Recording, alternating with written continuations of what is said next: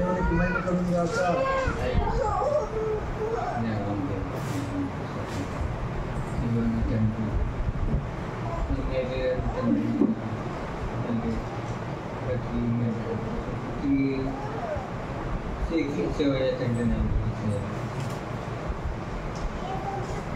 ఏంటంటే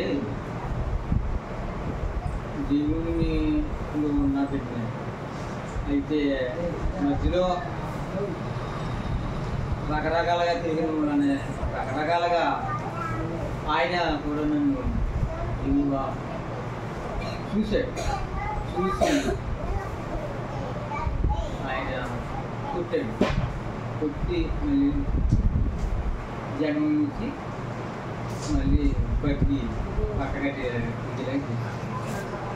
అయితే నేను ప్యాకెట్ 2 ప్యాకెట్లు తాగి ఎలాగా వెళ్తున్నాను అలాగే నాకు ఇంకా నీరసం ఉంటుంది. నాలో బుర్ర తిరుగుతూనే ఉంటుంది.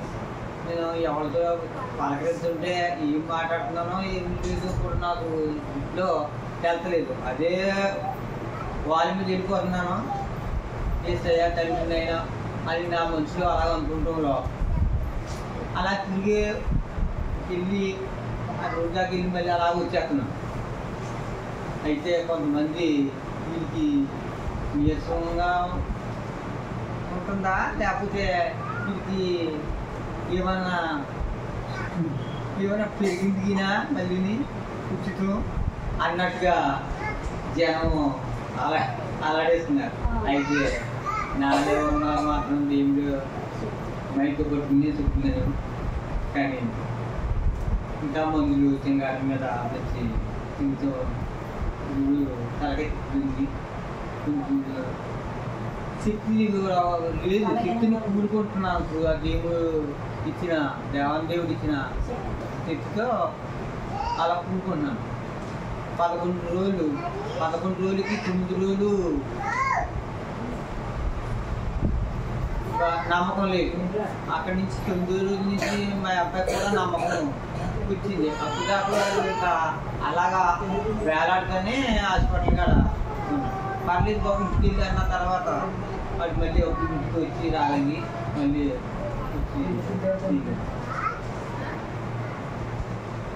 ఆ దేవాన్ దేవుడు మళ్ళీ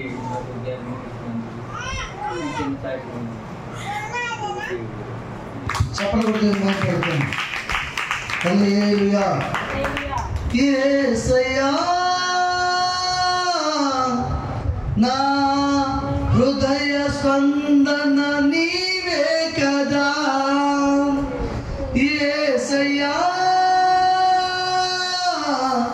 నా హృదయ స్పందన నీవే కదా. విశ్వమంత నీ నామము గణనీయము. విశ్వమంత నీ నామము గణనీయము. యేసయ్యా నా హృదయ స్పందన నీవే కదా. దేవునికి మహిమ కలుగును గాక. హల్లెలూయా.